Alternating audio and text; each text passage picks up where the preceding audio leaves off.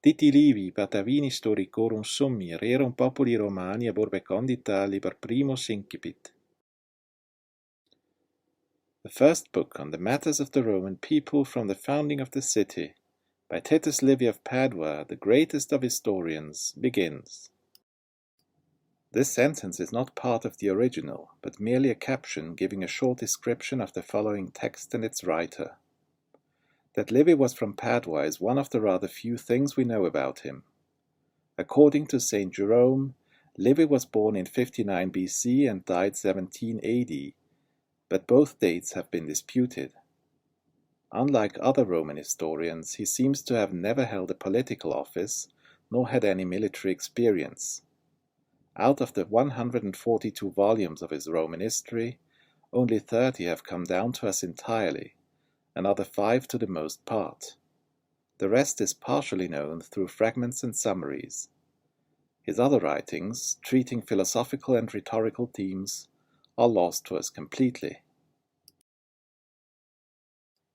Facturus nessim operae pretium, sia primordi urbis res populi Romani perscripserim, nec satiscio, nec sisciam dicer ausim. Shall I be doing something worthwhile if I write down the matters of the Roman people from the city's origin? Neither do I know, nor if I knew, should I dare say. Now, while all of the extant manuscripts of this text give this word order, Quintilian provides us with a slightly different version, when he cites Livy's opening as follows. Sed initi nitis non conveniunt, ut Titus Livius exametri exordio coipit, facturus noperae pretium sim. Namit edidit, estque melius quamquomo emendatur. But beginnings of verses hardly suit the beginnings of prose sentences, as Titus Livy opened with the first half of an hexameter, facturus noperae pretium sim. That indeed he wrote, and that is better than the revised version. Quintilian gives the citation in his Institutes of Oratory in the late 1st century AD, and thus gives us evidence that almost 2,000 years ago, only decades after Livy's death, the exact form of the original text was already in some points debatable. There is, by the way, no difference in meaning between the two variants. As you also may have noted, I replaced the words mitem dedite, that do not make much sense here, by ita edidit. This is in accordance with H.E. Butler's edition of Quintilian's text, relying on other manuscripts than the one depicted in this presentation, that I chose simply because it was easily available. Quippe qui conveterent tu vulgates serem vidiam. Num novi semper scriptores aut in rebus certius aliquidallaturos se, aut scribendi arte rudem vetustatem superaturos credunt. For of course I see it is both an old and common matter, as new writers always deem themselves able to add something either factually more accurate or superior to the raw writing style of old. Ut cumquerit, juvabit tamen rerum gestarum memoriae principis terrarum populi, pro virili partem ipsum consul visse. Howsoever, having contributed my due share to the memory of things done by the foremost people on earth, will yet be gratifying. Et sin tanta scriptorum turba mea fam in obscurost, nobilitat ac magnitudine orum qui nomini officient meo consoler.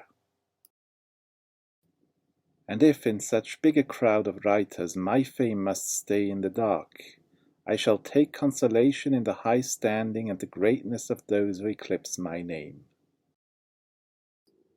Res est praeterea et imesi operis, ut quae supra septingentesima annum repetatur, et quae ab exiguis profecti nitis eo creverit utiam magnitudine laboret sua. Moreover, it is a task requiring boundless effort, as more than 700 years shall be restated, and after setting out from sparse beginnings, before long it will have grown so much it will be strained by its own extent. Et legentium pleris quae dubito, quin prima origines proximaque originibus minus praebitura voluptatis sint, festinantibus ad haec nova, quibus iam pridem prevalentis populi vires ipsae conficiunt. Neither have I any doubt that both the earliest beginnings and the things closely following those beginnings shall yield less delight to most of my readers, urging towards these modern times, when a once predominant people's strength starts to bring itself down. Ego contra quoque laboris praemium petam, ut mea conspectum malorum, quae nostra tot per annos vidit aetas, tantis percerte dum priscilla tota mente repeto avertam, omnis ex perscurae, quae scribentis animet si non flectera vero, sollicitum tamene ficere possit. I, however, shall seek further meed for my toil by averting my gaze from the evils that our age has been watching for so many years, as long anyway as I am engaged in recalling all those ancient feats, exempt from all sorrow, that may well not deflect the writer's mind away from the truth, but still could cause disquiet. Quae ante conditam condendam urbem poeticis magis decora fabulis, quam incorruptis rerum gestarum monumentis traduntur, ea nec affirmare nec refeller in animost. What has been bequeathed about the time before or around the city's founding as artfully crafted stories rather than unadulterated records of things happened, I do not intend to validate nor to rebut. Datur haec veni antiquitati ut miscendo humana divinis primordi urbi Augustiora faciat, et si cui populo licero portet consecrar origine suas et ad Deos refer auctores. This is a concession made to ancient times, that by mixing the mundane with the divine the city's beginnings are exalted. And which people is so well entitled to hallow its origins, and to trace its ancestors unto gods.